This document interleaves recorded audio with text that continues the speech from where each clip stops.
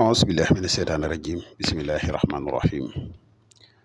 وإني أعيذها بك وذريتها من الشيطان الرجيم ربي أعوذ بك من همزات الشياطين وأعوذ بك رب أن يحضرون ربي اشرح لي صدري ويسر لي أمري واحلل عقدة من لساني يفقهوا قولي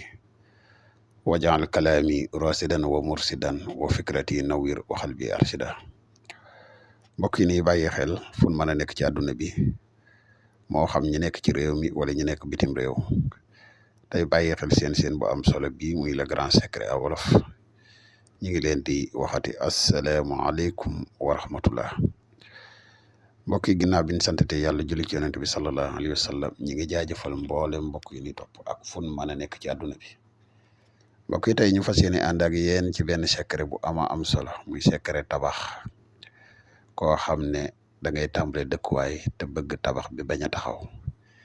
secret bii day secret la boo xam ne bu yéeme la lool ci fànn googu képp koo xam ne yàlla dogal na nga tàmbalee tabax nii ñuy waxee secret bi nga defee ko noonu suñ borom dina la tawféexal tabax bi dina yegg ci jàmm ci dudut coono wala ñuy gën a sori ci secret bi rek ñu day wax yow muy soog a ñëw te di ñu topp soo abonné gul ci chaîne bi ñu ngi day ñaan nga abonné te partage vidéo yi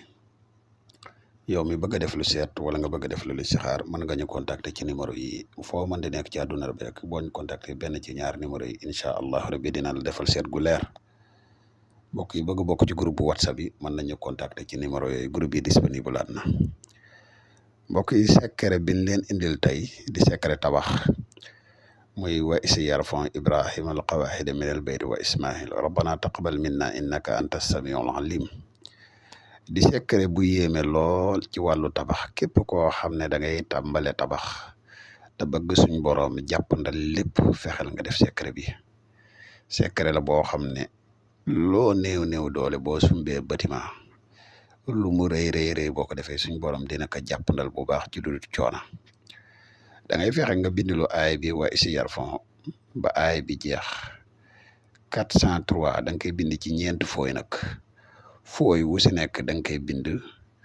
110 ngay bind ci fooy bi bu fekkee fooy bu mujj maanaam 109 ngay def bu ko defee yeneen ñetti fooy nga def ko 110 wala